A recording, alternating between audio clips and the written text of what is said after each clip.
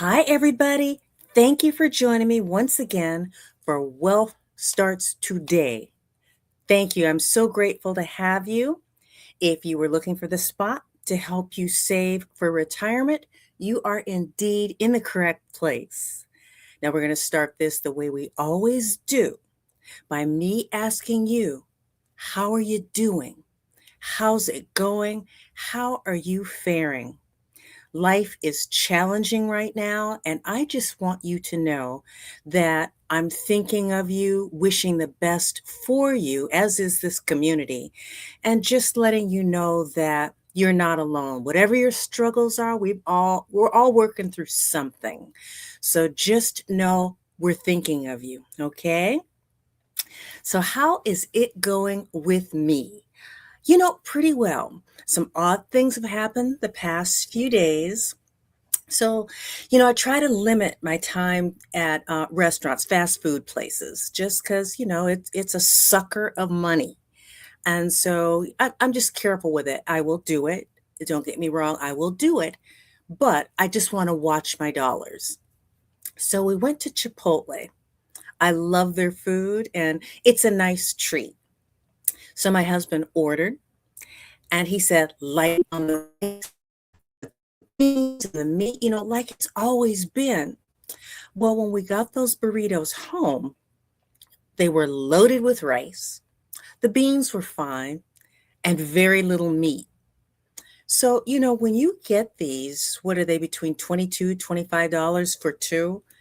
That's a pretty good chunk of money. And when you open up your burrito and it's mostly all rice, it's like, okay, is this how you're saving money?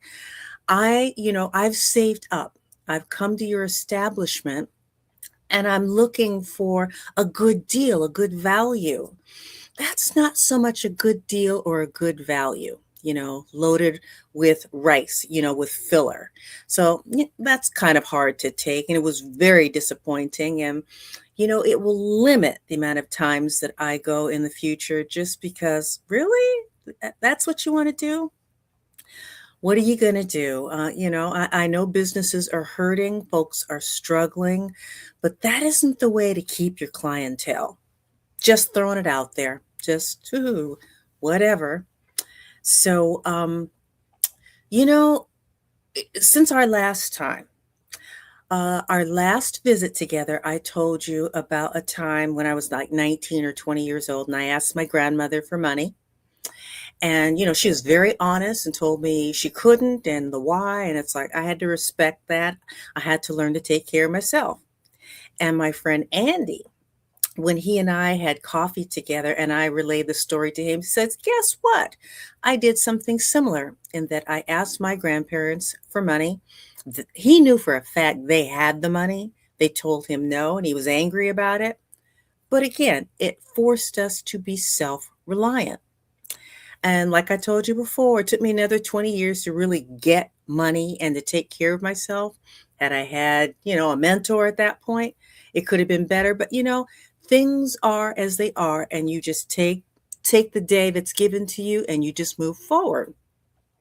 So shortly after we chatted about that, I went back to the Millionaire Next Door. And remember, if you haven't gotten this book, it's okay. We're going through different things. But if you want a really good read, get it. I'm just throwing it out there. So on page 153, it is talking about gifts to adult children. It's like, whoa, is the universe talking to me? I had just talked about asking. Well, it was going to be a loan. It wasn't going to be a gift. But just the psychology behind adults getting money. And then at the same time, I was seeing, oh, I don't know where it was, maybe Yahoo Finance. I'm not quite sure where I saw it, but it was talking about boomers and the wealth that they are accumulating and what, the next generations are looking to possibly get. So it's about, let me just make sure, it's over $85 trillion. And if you have people saying things like, well, I'm going to get mine one day anyway, so why bother to save? Wow, that's, it's not a good way to look at the world because how do you know you're going to get that money? And then I remembered a story. So I used to be a realtor, yeah, about 20 years ago. I had a very specific clientele in that I worked with estate attorneys to help their clients sell off their homes. And I was reminded of one gentleman, Millionaire Next Door. This guy was one of them. He lived in a very unassuming neighborhood. His house actually needed work, but he's like, why do I want to spend money to fix my house? I've got, I can keep saving. That was his mentality. So when he passed, he had maybe 1.5 million, something in that neighborhood, well over a million. That much I do recall. He had three children. And the first two, his eldest son and his daughter, never really asked for anything. They were there to help dad when they could. They never had their hand out for anything. The youngest son, totally different mentality. And one of the things that was in The Millionaire Next Door, page 153, is talking about some adult children, obviously not all, but some not able to distinguish between their finances and their parents. So the way they're looking at it is, I'm going to get that money one day, so I might as well hit mom up, hit dad up, now. Why not? So rather than ever saying no to this son, the dad said yes. Anytime this young man needed anything, well, he didn't really need anything, he wanted. And he figured it was a quick way to get the money he was looking for, is just ask dad for loans, loans, loans.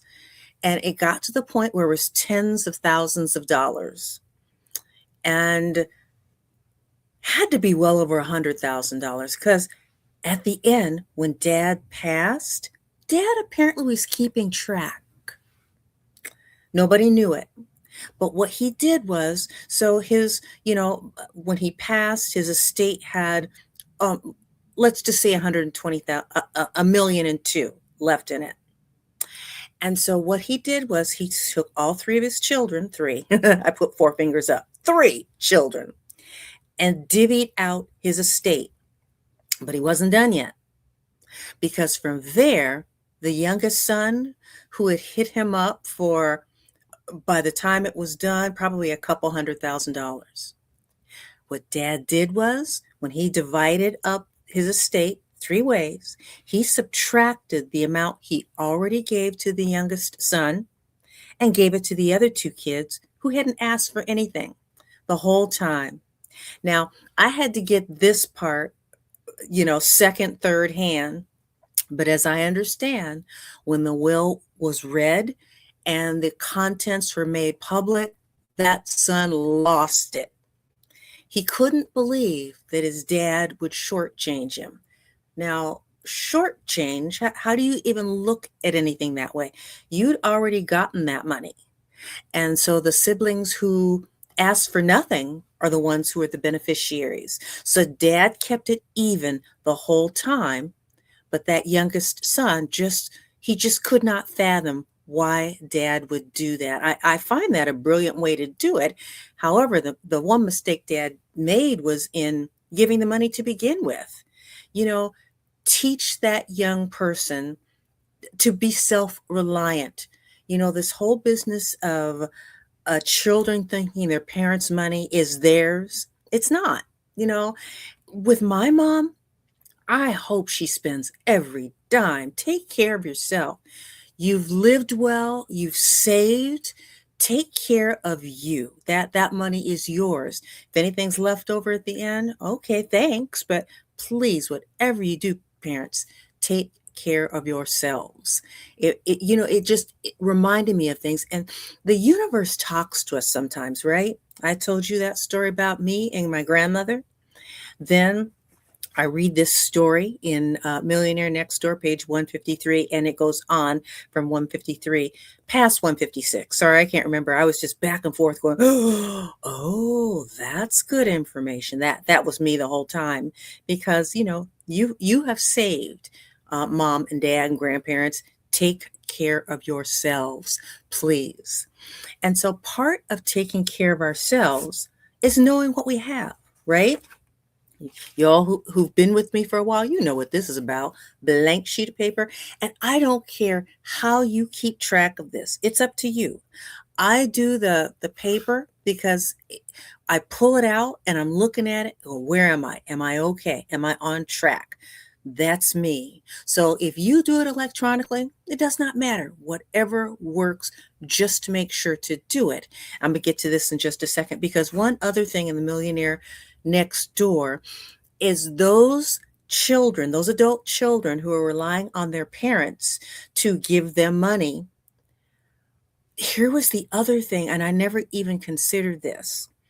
Those young people who are dependent upon gifts from mom, dad, grandma, whomever, are more credit card dependent.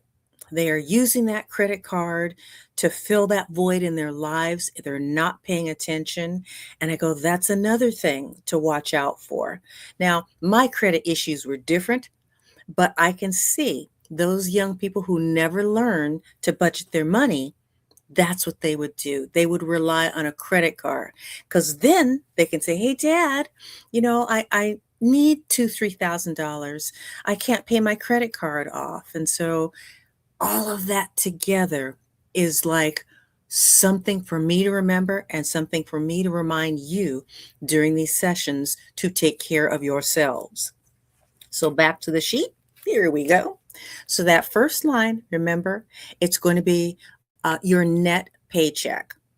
Your net being, it's after your what do you have benefits at work?